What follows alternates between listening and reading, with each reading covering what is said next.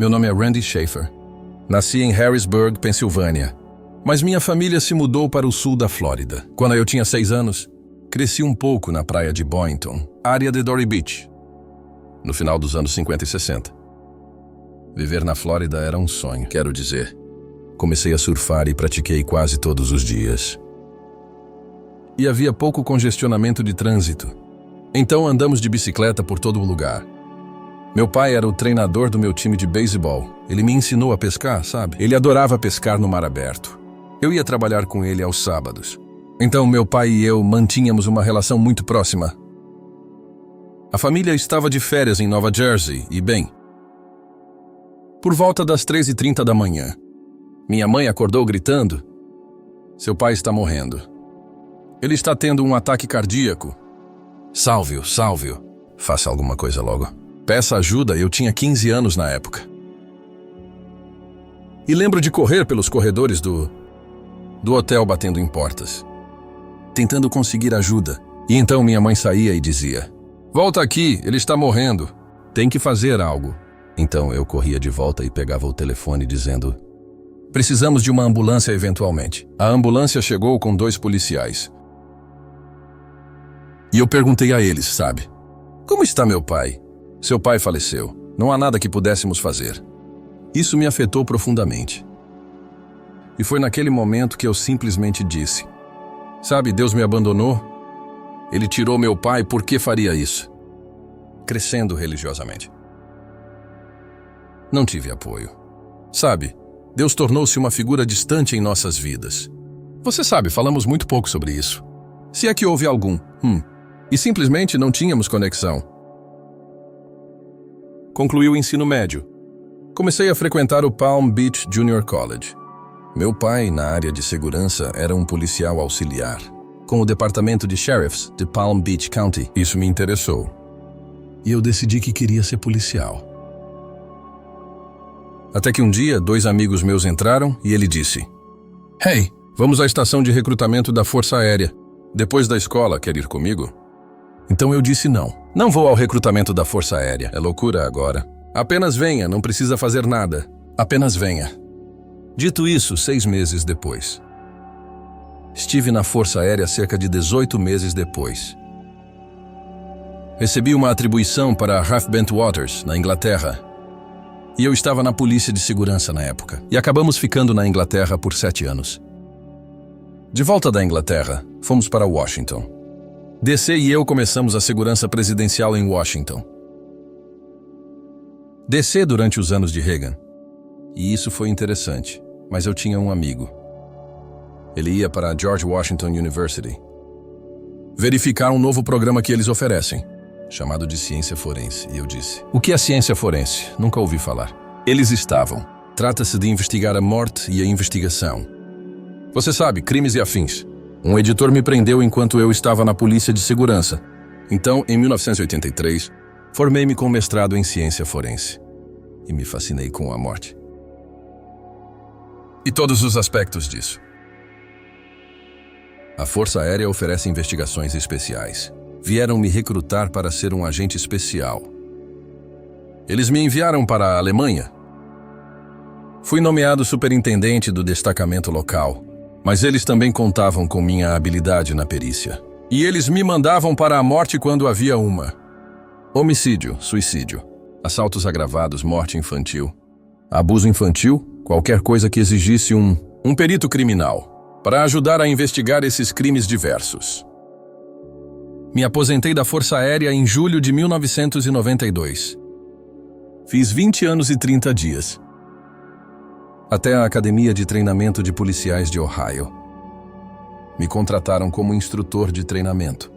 Então comecei a treinar todos os policiais do estado de Ohio, identificando evidências, como coletar impressões digitais e evidências de sangue, e cabelos, fibras.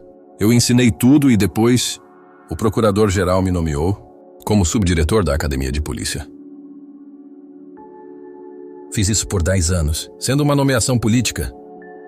Quando um novo procurador-geral chega, gostaria de agradecer muito. Mas você sabe que seus serviços não são mais necessários.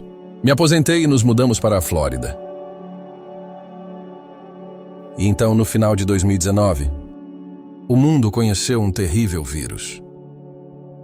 Surgindo da China, espalhou-se pelo mundo rapidamente. Rápido demais, e ninguém sabia lidar com isso. Não havia protocolos médicos. Minha filha e eu estávamos na propriedade alugada dela. Estávamos trabalhando e, de repente, dissemos ambos. Sentimos-nos muito cansados e exaustos. Minha filha sugeriu: pai, talvez tenhamos tido o suficiente para hoje. Eu tinha 67 anos na época. Ao chegarmos em casa, ambos estávamos absolutamente exaustos.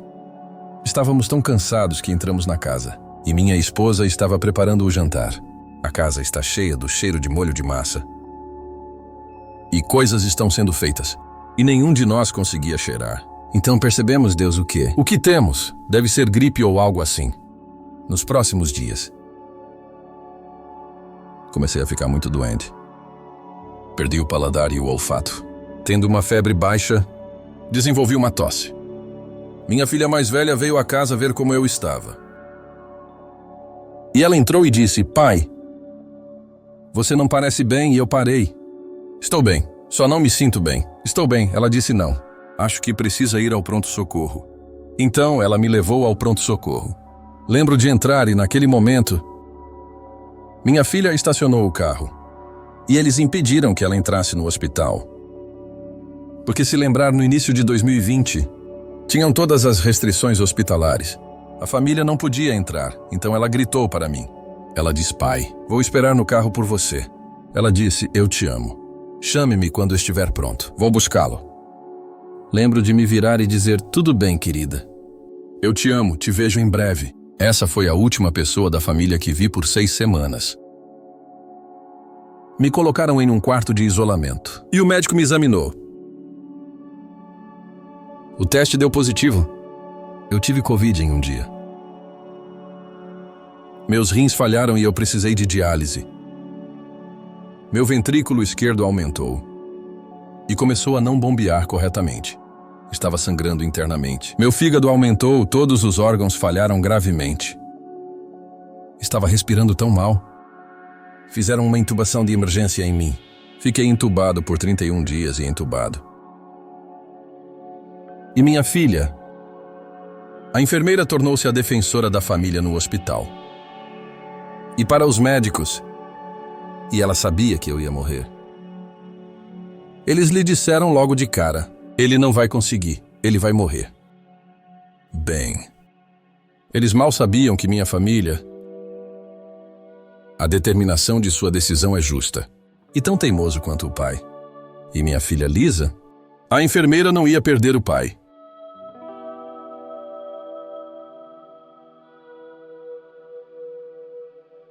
Então ela ligou para uma amiga, que ela estudou com, e ela diz: você precisa falar com o meu pai. Ele é o médico de doenças infecciosas. O pai dela ligou para minha filha e disse: seja o que for que você faça, ele diz que você deve dar plasma para o seu pai. Então ela ligou para o hospital e disse: olhe, a família discutiu o assunto. Queremos que nosso pai receba plasma convalescente. Então o hospital disse: o plasma convalescente está realmente em seus estágios iniciais. Talvez daqui a 2 ou 3 meses comecemos a usá-lo. Mas não podemos fazer agora. E ela disse que meu pai morrerá em 1 dia ou 2. Depois de várias reuniões, eles... com administradores hospitalares. Finalmente, eles disseram: o quê? Se conseguir descobrir como obtê-lo, consideraremos dar-lhe. Minha filha do meio usou as redes sociais. E com a ajuda da minha filha mais nova, a enfermeira criou um post, basicamente dizendo: meu pai está doente no hospital com Covid. Ele precisa da sua ajuda. Tiveram 2 páginas de voluntários dispostos a viajar para a Flórida para me doar plasma. Uma pessoa desconhecida.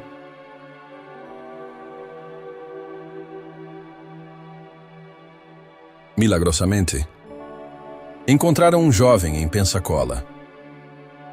A 30 minutos de distância, encontrou-se um correspondente. E ele era um jovem pastor em uma igreja. E ele se tornou meu doador. Bem, na manhã de Páscoa, os meus pulmões limparam-se. Bastante para que eu começasse a respirar sozinho novamente. Meu coração voltou ao tamanho normal e começou a bombear adequadamente. Dentro de 3 dias disso, os meus rins voltaram a funcionar plenamente. Meu fígado parou de formar coágulos sanguíneos, sangrando internamente, sem parar. Quando saí desse coma, sabia que algo me acontecera. Então, quando minha filha entrou e ela me contou o quão doente eu estava. Porque eu não sabia, eu disse, bem, Lisa. Eu disse, eu não estava aqui. E ela perguntou, o que você quer dizer, papai? Você não estava aqui, eu disse. Eu viajei. Foi um sonho. Você só está sonhando, sabe? Eu disse não. Eu disse que tinha sonhos. Eu sei que tenho sonhos, posso contar-lhe sobre eles. E eu disse que tive alucinações. Também posso contar-lhe as alucinações. Eu jurei. Tenho outra área em que algo me aconteceu. Eu não estava aqui na época. Não estava familiarizado com experiências de quase morte. Então eu não tinha referência para falar. Mas eu disse a ela que usei termos diferentes. Eu disse Lisa. Estava em um fuselagem escura de avião. E lembro da minha consciência. Ninguém era corpóreo. Apenas minha consciência acordou. E eu estava em um túnel escuro. E estava movendo-se lentamente pelo túnel. E eu sabia que tinha morrido. Lembro-me de dizer, tá bom você. Você está morto, morreu, mas para onde vamos? O túnel é como se estivesse passando. Era quente e tão amoroso. E senti uma paz incrível. E calma que nunca senti. Nunca experimentado antes. E este túnel estava revestido de uma luz brilhante. E eu viajei através. Não tenho ideia de quanto tempo fiquei no túnel, mas quando saí dele, estava em uma linda sala dourada. E tinha um mezanino. E lembro-me de estar no mezanino. De repente senti que não conseguia enxergar, mas senti a presença de alguém ao meu lado.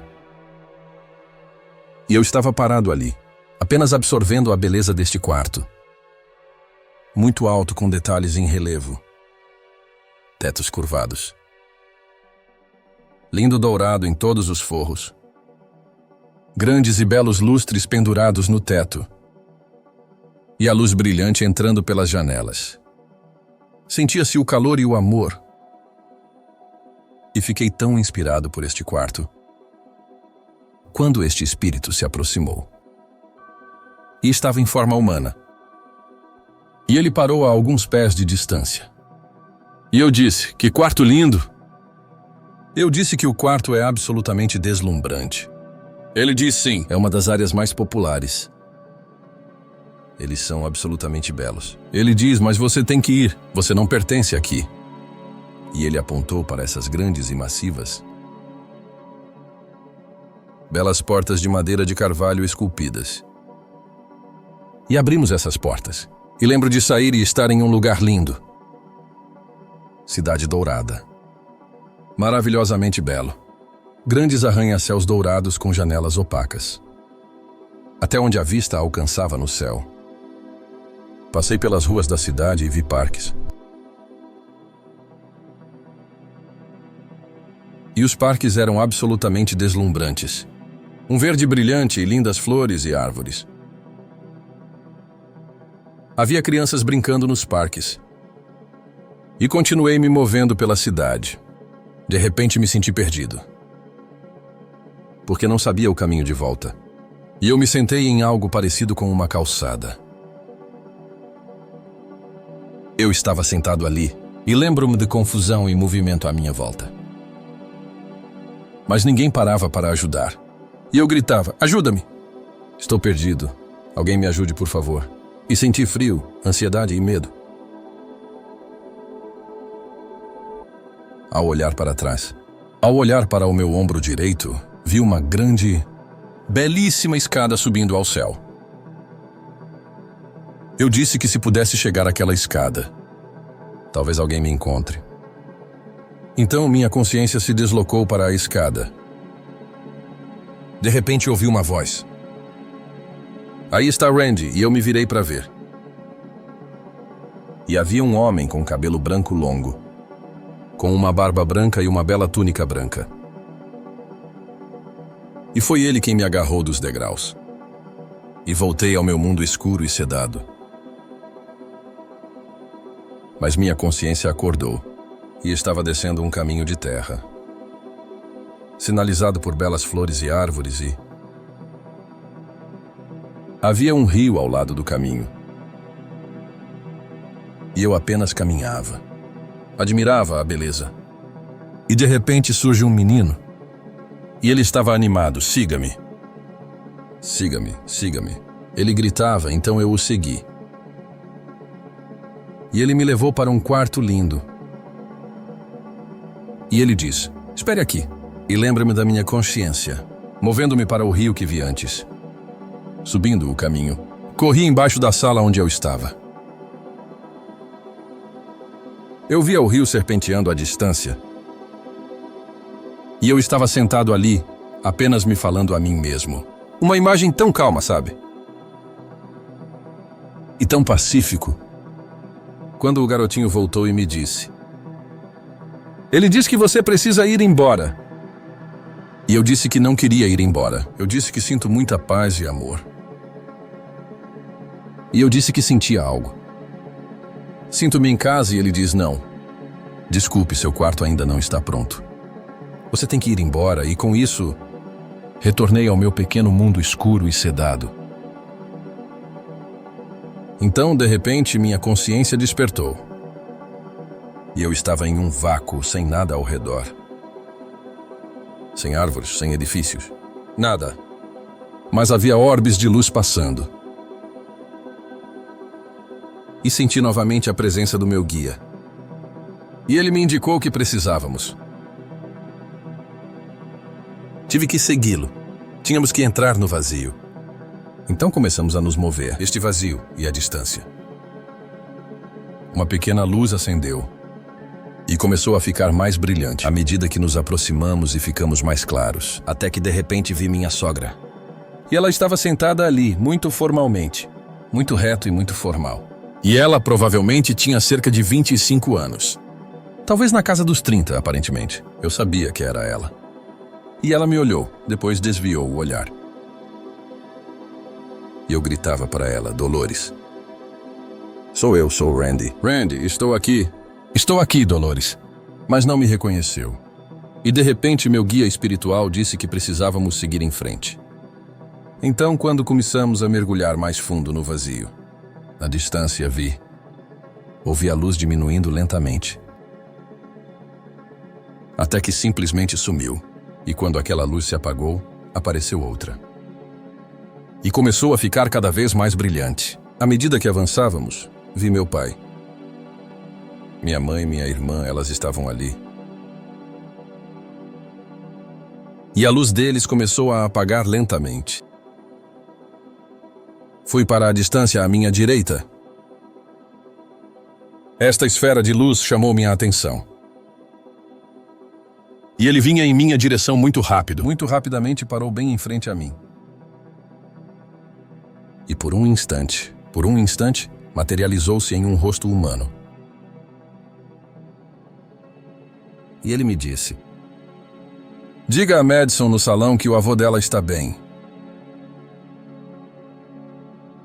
E ele se dirigiu a um pátio branco e ele me mostrou a confecção de uma camisa vermelha, laços brancos e azuis e bandeiras americanas. E soube imediatamente que era um veterano. Eu simplesmente sabia, senti. E foi logo depois que ele me mostrou. Ele criando esses vermelhos. Vermelho, branco e azul que meu guia espiritual me disse: tenho que ir. E voltei ao meu pequeno mundo escuro. Mundo sedado onde eu estava.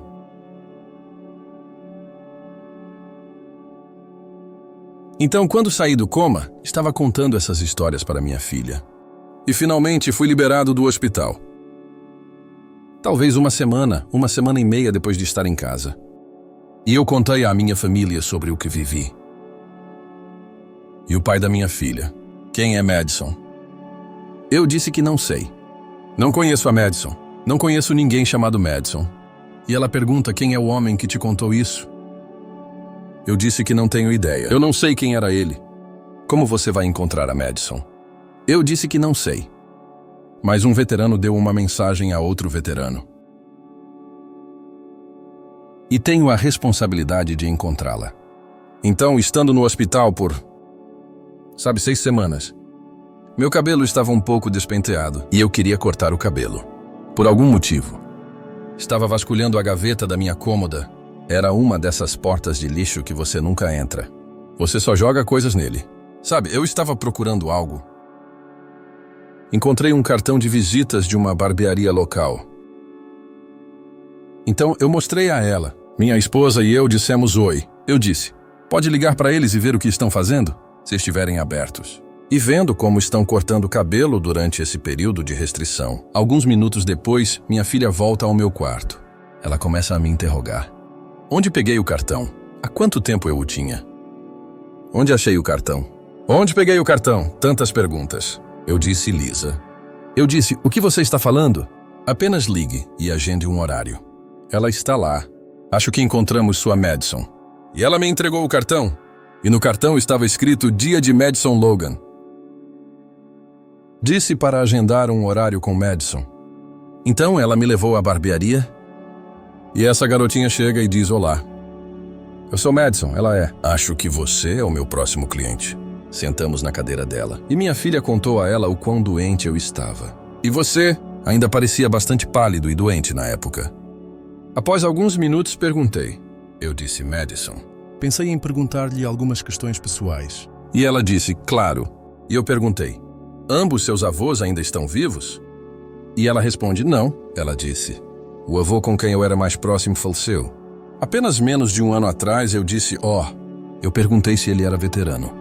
E ela respondeu, sim, ele é um veterano. Ela disse que ele serviu no exército e falou sobre o Vietnã. Então eu estava conversando com a Madison. E eu percebi que tinha a garota certa. E eu disse, Madison, acho que seu avô veio até mim e ele tem uma mensagem para você. E ela me olha com estranheza. Você sabe, eu disse, Madison. Seu avô veio e disse, diga a Madison no salão que ele está bem. E claro, ela está chorando. Estou chorando, minha filha também. Então, finalmente, depois de nos acalmarmos, eu disse, Madison, eu disse, seu avô se mudou para uma varanda branca. Isso é significativo. Ela era a casa dele em Iowa. Ela disse que tinha um pátio branco. E ele adorava sentar na varanda branca. E ele costumava sentar-se lá após se aposentar. E apenas ver todos passarem e conversar com ele. Ele adorava sentar no seu pátio branco. Eu disse, Madison. Eu disse que ele se mostrou fazendo fitas vermelhas, fitas brancas e azuis e bandeiras americanas. Isso é importante para você? E ela recuou. E ela me olhou como se eu fosse um alienígena, com lágrimas rolando pelas bochechas. E ela disse, todo dia dos veteranos. Toda a família dela. Ainda no dia anterior, eles iam à Liga Americana apoiá-lo. E eles faziam laços vermelhos, brancos e azuis. E bandeiras americanas aos túmulos de veteranos. Madison me ligou um dia e disse, eu contei à minha família a sua história. E minha avó gostaria de falar com você. E eu disse que adoraria falar com ela. Então eu liguei para ela e contei. Ela disse, ok, conta-me essa história. Então contei a ela a história do espírito que me visitou. E ela disse, o homem que te contou que se chamava John. John era um veterano e que ele serviu no exército com orgulho e participou de uma grande batalha no Vietnã e receberam medalhas. E ele era um veterano muito orgulhoso. E John morreu de um ataque cardíaco massivo em sua casa. Sozinho, o que se assemelha à morte de meu pai. E ela me perguntou, disse, você viu o rosto dele? E sugiro que, brevemente, se materializou brevemente. Você pode descrevê-lo? Eu disse que era um rosto fino. Cabelo escuro, eu disse. Talvez um bigode, não tenho certeza. Ela disse, vou te mandar uma foto. Ela me enviou uma foto e eu liguei de volta e disse, Kathy, foi quem eu vi. E Kathy me contou que sentiu um grande sentimento de culpa e perda de John. E acho que essa é a maneira de John comunicar à sua família. Não se preocupem. Não chore, estou bem.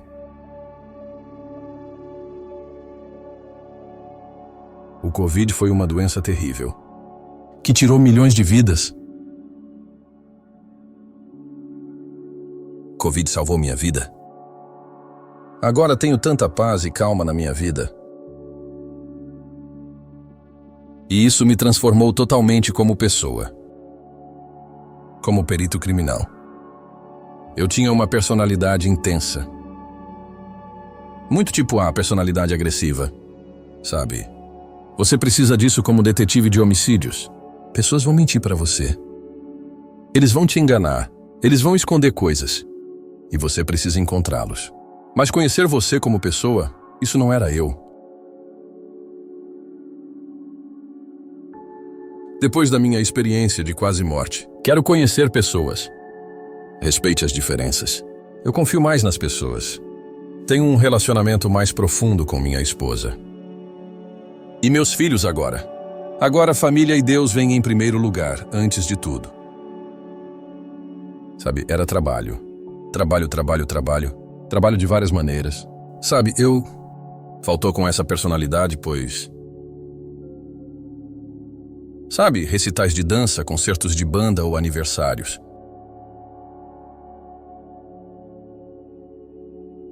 Coloquei meu trabalho em primeiro lugar, sabe? Precisava fazer uma vigilância, precisava fazer uma entrevista, precisava analisar o local do crime. Preciso. Enquanto minha família precisava de mim. Meu pai não esteve na minha vida e perdeu muito. Sinto-me tão abençoado por estar na vida deles e vivenciar sua jornada. E vivenciar a jornada dos meus netos. Meus filhos e eu temos muitas conversas profundas sobre o céu e a vida após a morte e o seu significado. Você sabe de que se trata? Por que estamos aqui, sabe? Qual é o nosso propósito aqui? E não me preocupo mais com as pequenas coisas. Então Deus coloca-me na vida de pessoas que precisam dessa esperança. E compreensão, e apoio. Que o ente querido está bem. Que eles estão seguros e que você os verá novamente. Você sabe, eu vi minha sogra. Ela e eu não tínhamos uma boa relação, mas ela estava lá. Minha mãe, meu pai, minha irmã, vi todos eles. E estou muito à vontade em saber que vou não apenas vê-los, mas quero ver minha família no futuro. E é uma sensação tremenda ter isso. Lembre-se do meu mundo até agora. Centrava-se em evidências físicas. Precisava do sangue, do cabelo. A fibra, a impressão digital para condenar alguém. Então, quando fui à igreja, foi inútil.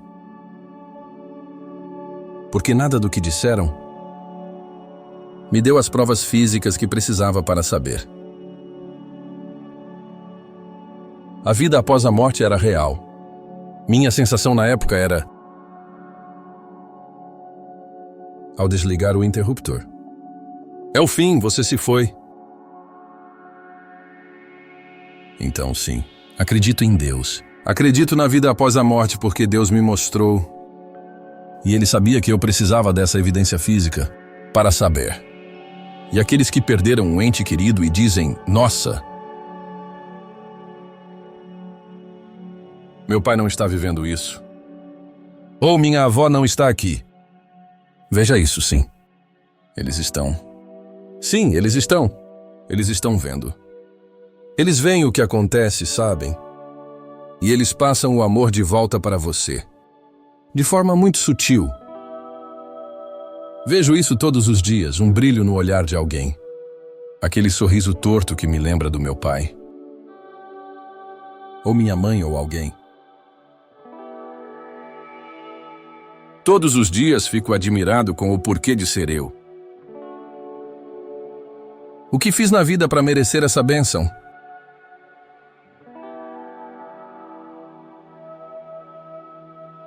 Eu não fiz nada. Eu era apenas um cara normal, sem relação com Deus. Então por que Ele me escolheu? E me concedeu essa experiência para compartilhar com os outros.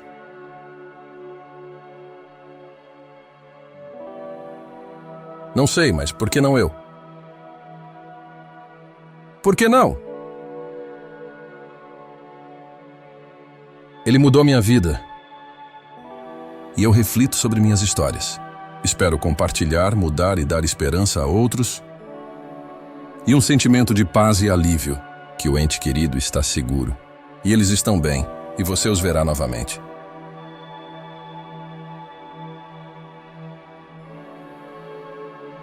Vi recentemente uma apresentação. Isso realmente me marcou. E dizia, você sabe, se olhar para a sua mão, temos 5 dedos individuais. Individualmente eles funcionam. Separe, então pense nisso como sua vida. Você sabe que opera separadamente dos outros.